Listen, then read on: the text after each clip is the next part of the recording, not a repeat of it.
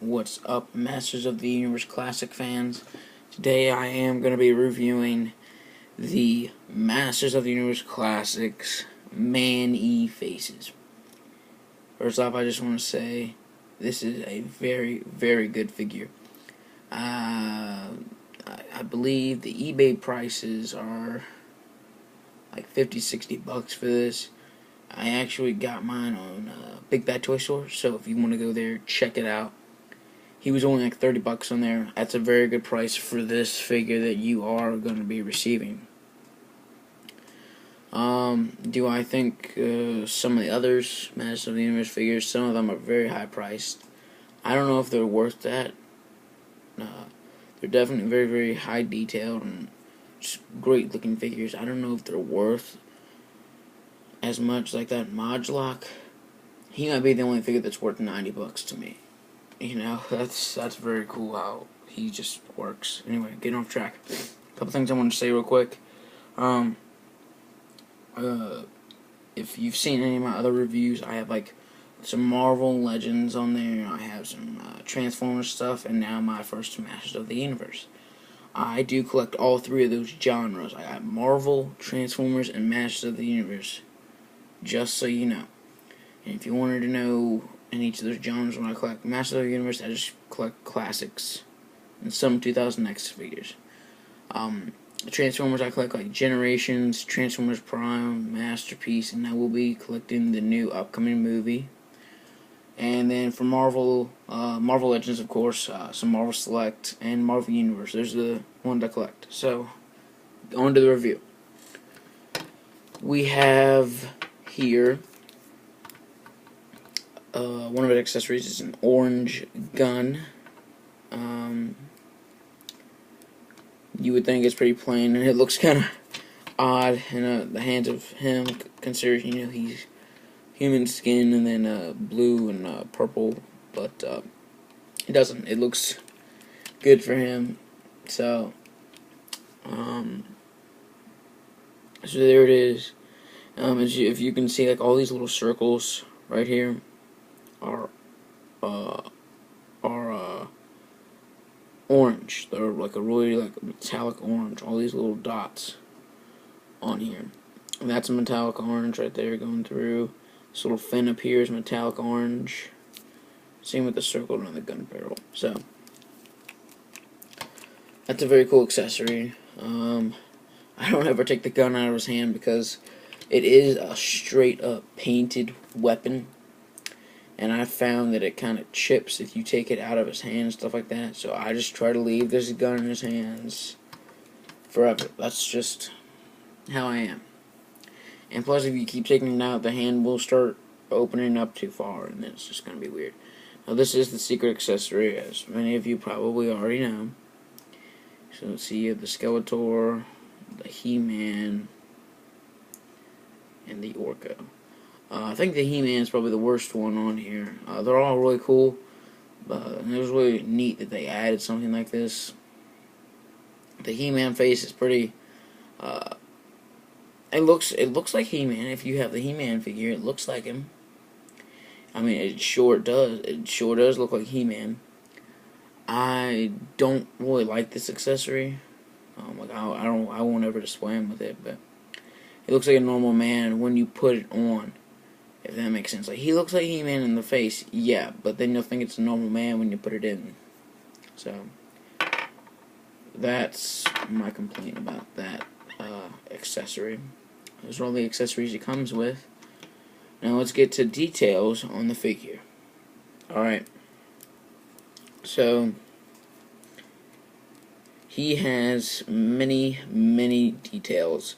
And I mean, at first glance, you're just like, oh, he's just pretty much like some purple here, blue, and then he has human skin.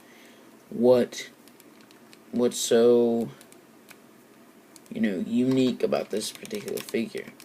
Well, he has many details, like I said, and they are in like all these nooks and crannies. Like, I mean, just like looking at the side of the helmet, look at all that.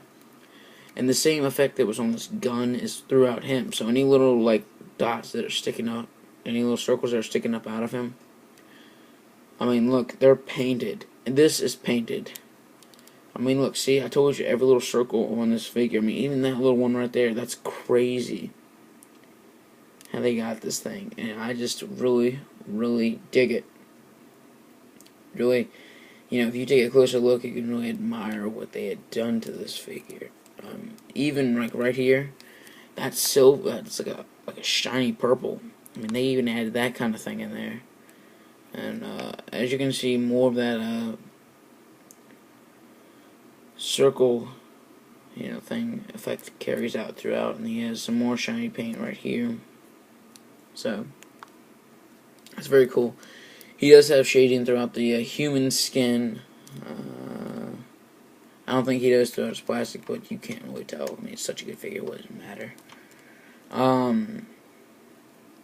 So yeah. So if you wanted to see his faces, you have the monster face, which is my personal favorite. You got the you got the human. He's pretty cool, actually. I like that. And you get the robot. He's actually, I like them all. They're so cool. You got the robot. So yeah, you just turn this, and if you wanted to know how to get this out, you just pretty much pull this little purple thing that you have to knob to change the faces. Pull that, pull the whole helmet, and then pull the head, and then take that head and replace it with this one, and do the same process, and you'll have that. I don't really like this head, so I'm not going to put it on the figure. But other than that gripe, he's a very, very good figure. Articulation. Surprisingly, he does have head articulation. His head can turn about that far each way, which is really, really cool that he can even turn his head. He does have, obviously, the normal articulation. He's got the abdomen. Doesn't really go back, but it goes forward. Waist swivel, obviously. He's got a ball joint at the shoulder, so, full rotation, whatever. He's got the bicep swivel. Single jointed elbow. Unlike these guys, don't have as much articulation as Marvel Legends, but they do have articulation. Pretty good articulation. Very good articulation, actually. But the Marvel Legends, they just outrank them in articulation. These guys don't have double jointed anything anywhere, so that might hinder them. And his hands do rotate.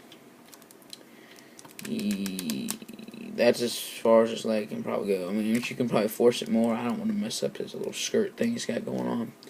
Oh, and if you didn't know, it is like a rubber thing. It doesn't even connect to the back one. So, I just wanted to show you that. Not that I was looking. Haha. No, I'm just kidding. I'm just kidding, guys. But he's Superman.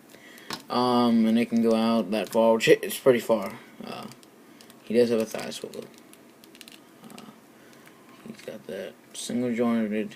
It goes back about 90 degrees, I would say. He does actually have a boot cut. It is hidden in there, which is really cool. And his legs, they're really stiff, but they go up and down, and barely any ankle pivot. I don't know if you could even call that ankle pivot. I don't know. So yes, that has been my review on the Masters of the Universe Classics. Masters of the Universe Classics. Man-E-Faces. I definitely recommend it. Just try not to pay too high for these figures. They are highly detailed and all that, but try not to pay as high. Because the higher you pay, the less that you'll probably like the figure because of how high you have to pay for it. Just saying. So yeah, save your money. And catch you in the next Masters of the Universe Classics review. Peace.